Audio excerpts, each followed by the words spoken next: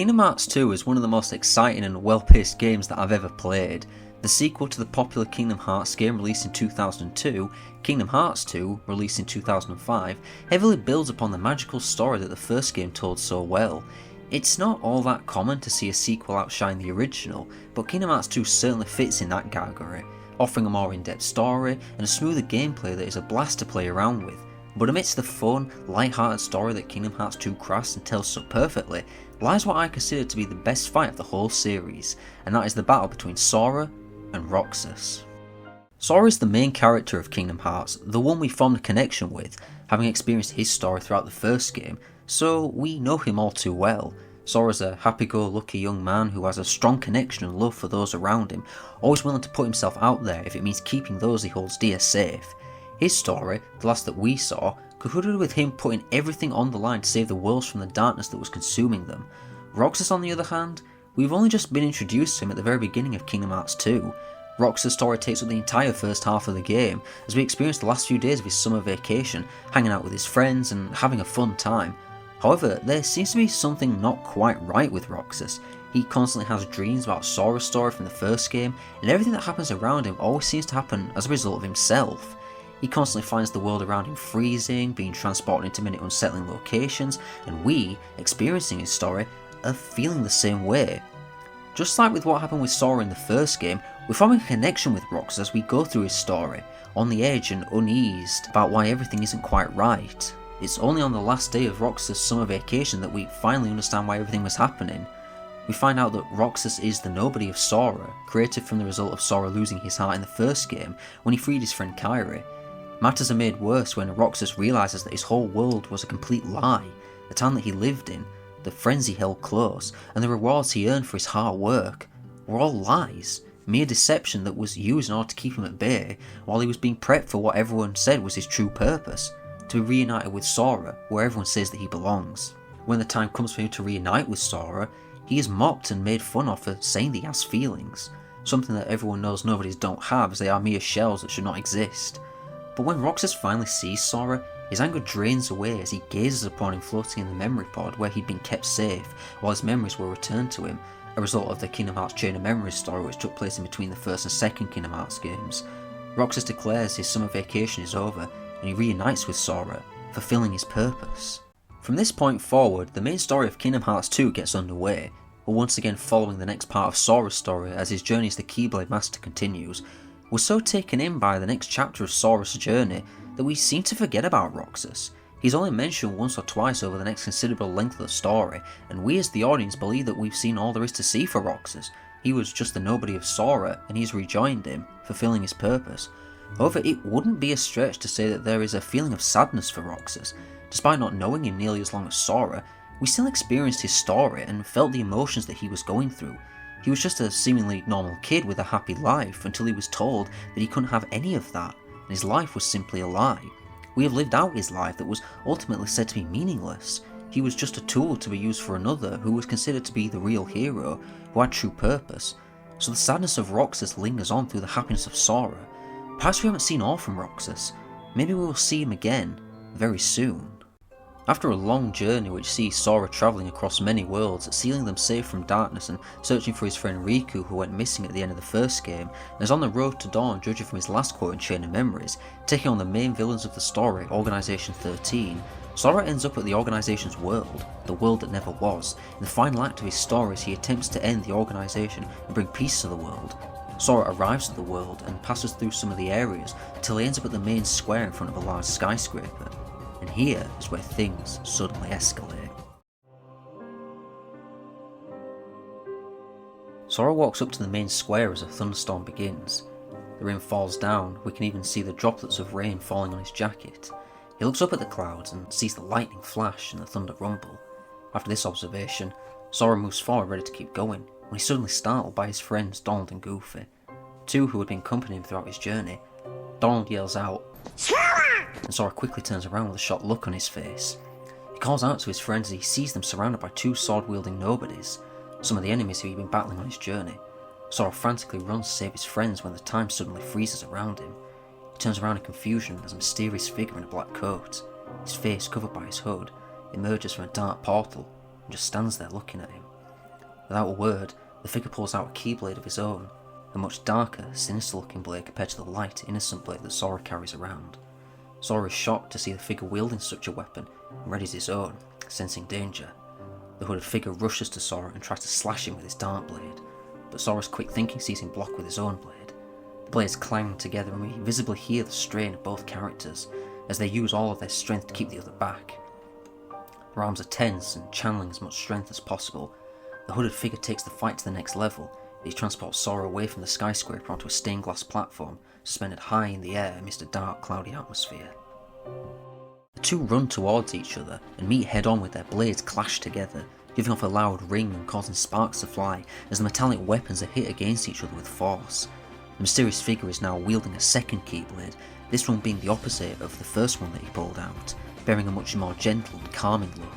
Amidst the blades clashed together and their physical strengths pressing against one another, Sora finally manages to speak, demanding to know who the figure is, to which the figure coldly responds that he's someone from the dark. Both jump back simultaneously in the same fashion. There's now considerable distance between the two as they recuperate and catch their breaths. The hooded figure defiantly stands up tall, while Sora's stance remains weaker, his feet spread apart. Sora calls out to the figure again, asking if he is Riku, his best friend he's been travelling across many worlds to find, holding his hand out in hope. The figure merely scoffs at the name Riku, and after a very short pause, he confidently states that he once defeated someone named Riku, all while he maintains his strong stance and has his keyblades by his side. This comment angers Sora, who shouts out in response, complete with his hand now clenched in a fist as he pulls it back towards his body, now feeling the anger that has been inflicted upon him by the figure's comment. The figure changes his stance, readying his keyblade as he coldly and defiantly asks why Sora was the one that was chosen. This sentence gives us an idea of who this figure is. In a strong crouched stance, the figure calmly lets his keyblades rest behind him. He stands up again. He starts to run towards Sora, the blade still trailing at his back. They scrape across the stained glass floor, creating a loud, wrenching sound and sparks from the metallic weapons damaging the much more delicate flooring. Sora gets his own keyblade ready as he prepares to face what the figure has to offer. The figure violently slashes for Sora with his keyblades, letting out a defiant yell, but Sora dodges the attack with a relatively calm and simple movement in the form of a sidestep. Sora does a backswing with his keyblade, resulting in another head-on collision with the figure, who wastes no time in charging at him with his keyblades crossed together. Sora uses his strength to hold the figure back, the figure changing his stance rapidly as he uncrosses his blades and goes for a backswing of his own with a gentle blade in his left hand.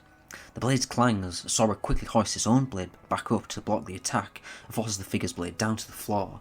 We hear the visible strain and panic of the figure as he frantically tries to get free from the lock, managing to do so through a quick jump into the air.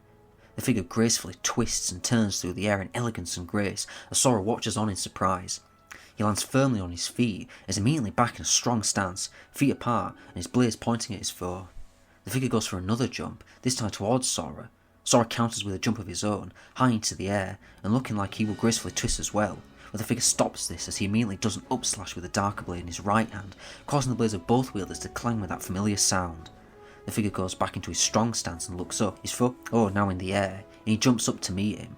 As the figure approaches, Sora changes his position in the air, now going for a backflip motion, his blade ready as always, and the figure stays in his strong stance. He's going for a straight forward slash with his two blades.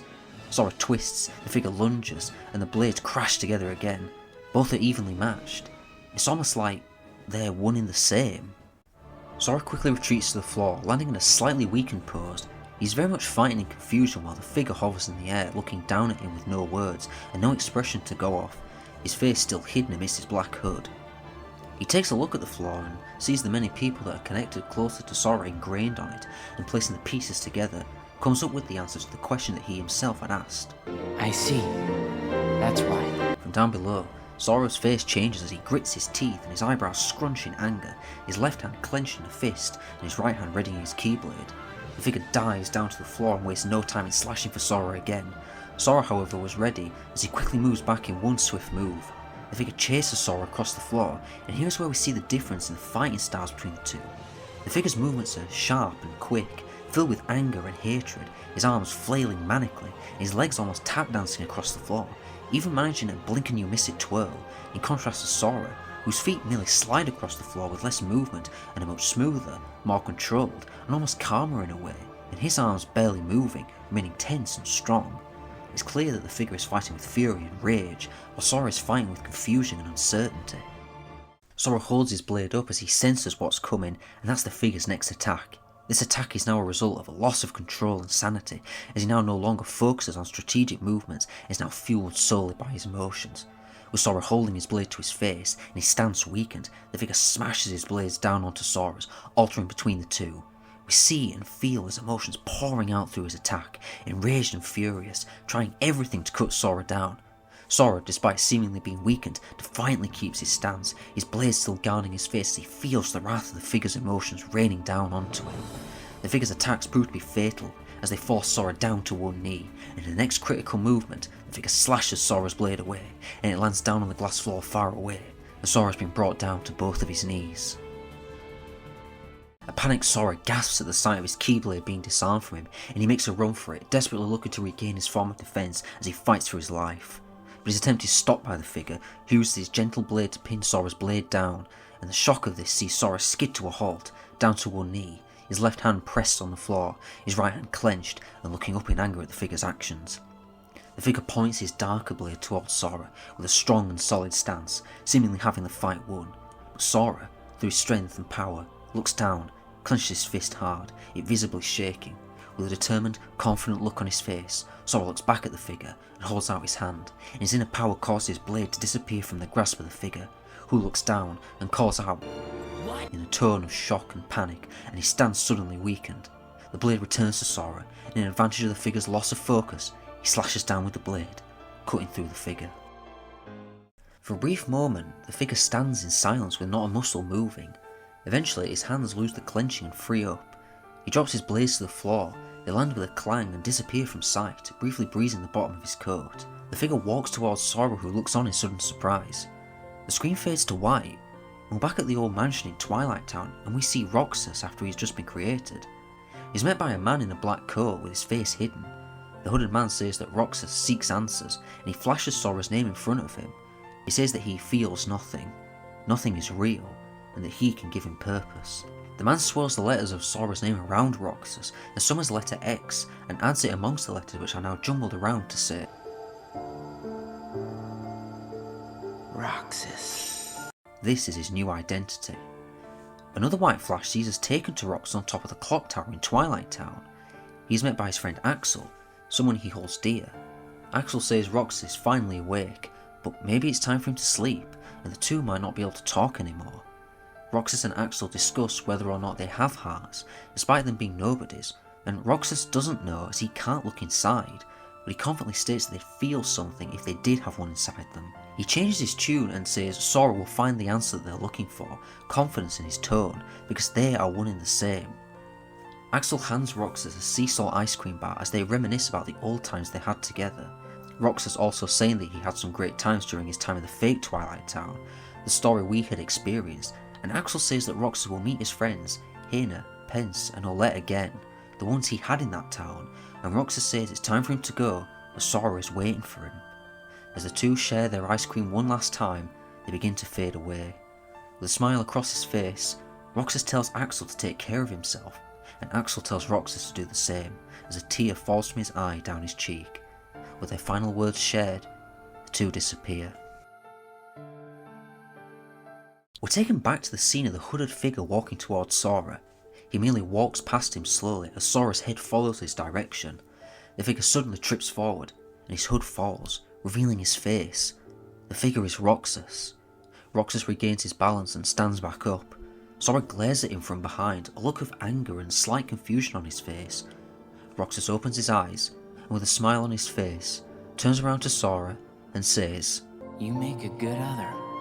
Briefly looking at Sora before the screen fades to white. We return to Sora, back at the skyscraper. He repeats the phrase that Roxas just said to him as Donald and Goofy join back up with him. Donald asks if Sora is okay, and Sora is confused about what just happened. Goofy is equally confused, saying that Sora disappeared from their sight and he and Donald had to fight some nobodies.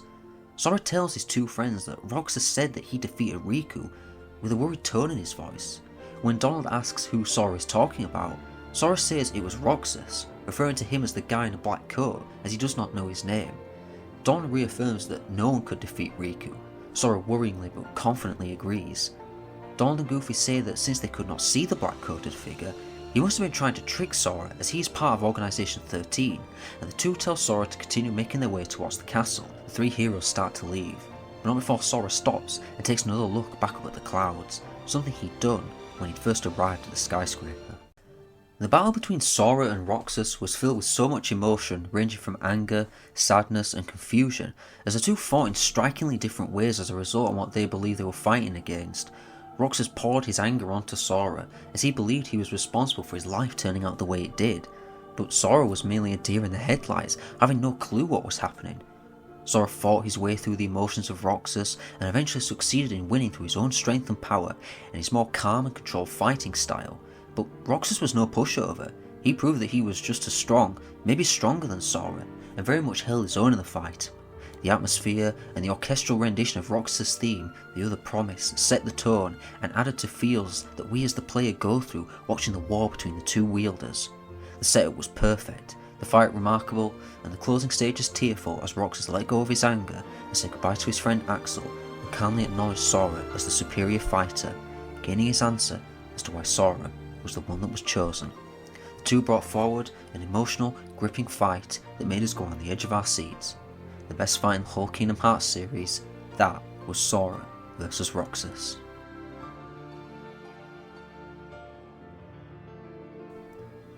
Well, that's all I've got. I hope you enjoyed this video. I'm Taz. I'll see you next time.